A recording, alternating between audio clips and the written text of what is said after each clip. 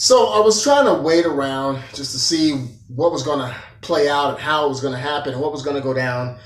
And I had one opinion about it. And then as I did my research, and generally that's how it goes, it flipped my opinion about it completely different. And once again, we find out that you are getting played.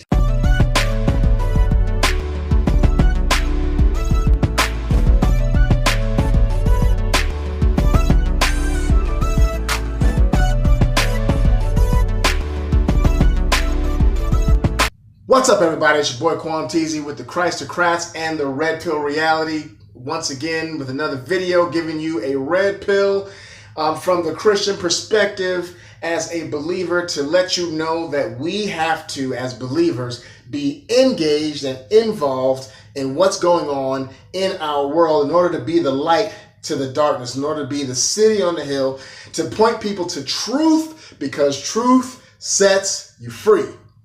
Right? So, and boy, do we need some of that nowadays. We're having so much misinformation, fake news, all the stuff that's going on that's not correct, and we need truth, because truth will lead us to right actions, and right actions will lead us to peace in our world and in our lives. And so Christians, we are the ones that need to bring that truth and not be afraid and not shrink back, and know that you and I are the actual ones that can make America great again. The principles that made this country great and also corrected wrongs and are correcting wrongs stem from Christian principles. So what am I talking about today? Today I'm talking about what's been in the news for the last couple of days that's got everybody up in an uproar, and that's the immigration issue down at the border.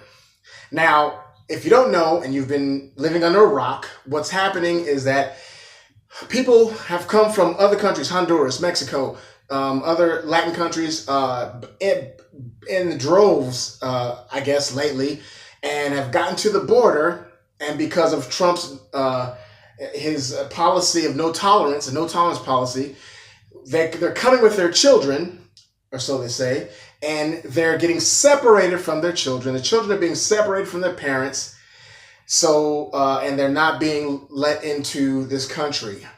Now, if you listen to only MSNBC or only CNN, if it's going constantly in your house and it's the only thing you listen to, you don't get any other media, then you would think that that was the end of the story, full stop. Parents are being ripped away from their children, and the children are being put into concentration camps, and that's what's happening, and this is so wrong, and it's so evil. Now, if that's what was happening, you'd be right. It would be evil. It would be so wrong. But guess what? That's not what's happening. We need to do our research. This is the reason why truth is so important. So, at first glance, I'm like, yeah, it's wrong if they're ripping kids away from their parents. These people are human beings. As a believer, we should love the person and do what we can. And this is just a terrible thing. But guess what? We are a country of laws. And let me just tell you this. Let me ask you this question. If a parent breaks the law right in front of a police officer, enough to where they go to jail, and their child is sitting right there with them, does the child get to go to jail with the person that just broke the law? No. They broke the law. Now, should we lax on the law because the child is there? Should the parent get be escaped from having to pay for what they did, or at least get arrested because the child is there? Well, no. Nobody would say that would make any sense. What do you have to do? You have to separate the parent from the child, so the parent can at least pay for what they did somehow, and then also it can be investigated. So this is what's going on down at the border. They're not just arbitrarily, because they want to be mean old cusses, they want to be mean old Republicans, that they're ripping people away from their kids and just throwing their kids in these concentration camps. No, what's going on is that they said there's about 12,000 kids in the system right now. Okay, keep that in mind. About 12,000 illegal immigrant kids in the system right now that were separated from their parents. And guess what? About 10,000 of them, these are hard numbers, came to the border by themselves. They came by themselves. So their parents in whatever original country sent their kids on a dangerous trek by themselves to the border. God knows what was going to happen to them along the way. So then you have these kids in the mix, and then you have a bunch of adults who may or may not be parents trying to get across the border as well. So when they get to the border, not only are they, when they cross over, are they committing a crime, but also who knows if these are their real parents or they're not their real parents. So you have to err on the side of caution. So they have to assume that they're not that they may not be their parents. And so what happens is the reason why they're split up for a temporary time. They split them up so that they can do their investigation, and they don't want the kids to go through that same process. So they separate the kids, and then what happens is if they can't confirm that the kids belong to the people they say they belong to, then the kids get placed in America with some sort of family member or something that they try to figure out a host home. You can look this up for these kids to go to in the meantime, because they're not going to send the kids back by themselves. They won't do that. And if they can't verify who their parents are, then that's what they have to do. And if they can verify them, then they reunite the parents and the kids, and they either will send them back to their home country, or they will, if they qualify for asylum, then they will put them through the process to get that done. That's what's going on down there. Now, this whole thing of turning kids away and it's Trump, evil Trump. Well, guess what? This was a policy and a law that was in effect when Obama was president and before Obama was president. It's just that Obama was not, he was not enforcing the law. That is the truth. He was just letting them come in. So here's the thing. You gotta ask yourself, are we going to be a country that faithfully addresses the law issues while being human and caring for these people and doing it the best way possible?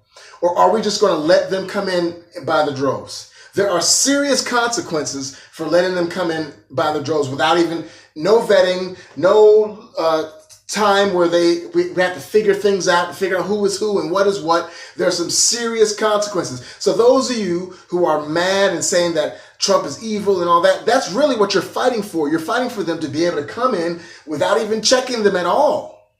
Because if you check the adults, you have to separate the adults from the kids. Because what if you find a criminal in the bunch? What if they have a criminal record? What if they're not the kids' parents? And that has happened, and that's happening quite a bit. Guess what? There's a lot of child trafficking, sex trafficking happening.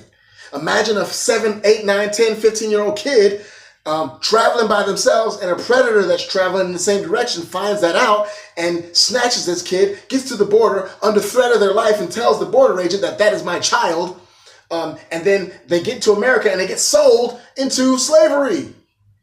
If they don't separate them at the border, then they will never find out what the truth is. So they have to separate them for a time being. So stop being led about by the nose, by your emotions, and do the research. Do the research, please. They got to be separated. And now, just the separation in and of itself is bad, and it can be fixed somehow if the two parties would come to the table. But guess what? One party has come to the table 3 times. And because the other party didn't get exactly what they wanted, they rejected what this party brought to the table. And then when this party brought something to the table, they brought stuff to the table that within their bill that had all this other stuff that had nothing to do with what they were talking about. Trump said, okay, let's have a deal. I want my wall. I want you to fund the wall. That has everything to do with what we're talking about. Are we still filming her? Yes. It had everything to do with what the issue was. Democrats were trying to get their what they want as far as immigration is concerned, and a whole bunch of other stuff that had nothing to do with it. And Trump was like, what are you talking? No, we're not doing that. Let's fix DACA. Let's do it. Let's do it. Let's do it. And they kept, stopping it. So whose fault is it really? Whose fault is it really? It's the parents that are sending their kids over there by themselves. It's the parents that know that when they get to the border, that if they try to cross, they're going to be arrested. Now, you might say, the last thing you might say is, well, no, if they're seeking asylum, then we should give them asylum. Well, yeah, okay, I agree with you. If they can prove that they really are seeking asylum, but guess what? We have ports of entry that they can go to for that to happen. If they go to other places, then they're going to be assumed that you're not there for asylum. You're not going to the specific place where you can go in order to get asylum or seek asylum. Ports of entry in our country, you're going to some other place to try to cross the border. You know, back in the 20s and 30s and the 1910s, when people were coming in droves from other countries, they came through Ellis Island, a port of entry, so that we could vet them and figure out as much as we can, where they're coming from. And those of you who are getting on a Jeff Sessions and trying to use other scriptures in the Word, you need to really read the Word, what it really says. Jeff Sessions said that we are a country of laws, and the Bible even says that we should obey the laws of the land, which it does. And then everybody's like, how dare he use the Bible? Doesn't the Bible also say about taking care of the foreigner and about the sojourner? That we should treat them like our own? Yes, it says that in many places. But look up what the word sojourner means. Look at what the word foreigner means in that context. It meant people passing through. A sojourner is someone passing through. It's not someone that's going to stay there. And the foreigner is not someone who got there by breaking a law. Back then, it would have been like someone fleeing to another land like Moses for killing someone. They broke a law, or they broke a law to get into the land, or something like that. Somehow, breaking the law to get into the new land, and then they get found out. What do you think they're going to do? They're going to kill that person, or they're going to deport them back, kick them out of their land. A good example would be like if, let's say, a Samaritan was trying to come into the Israelite land or something, not Israel, but, like maybe the Romans or something. And the Romans wasn't going to let him in otherwise, unless they were a Roman. So they come up, so the Samaritan comes up to the Roman land and, no. You know what? Stop that. Good example. Look at David. When David was out in the wilderness and he was being chased around by Saul and he had nowhere else to go, he went to the Philistines his enemies, to try to defect to the Philistines in order to get in. He had to lie. Okay. He had to act like he was crazy to get in, and they let him in. And once they found out that he wasn't crazy, they kicked him out. So you can't break the law it doesn't apply. Those verses don't apply. They apply to people that are passing through, or people that are there legally that are not from that land. Let's not take scripture out of context.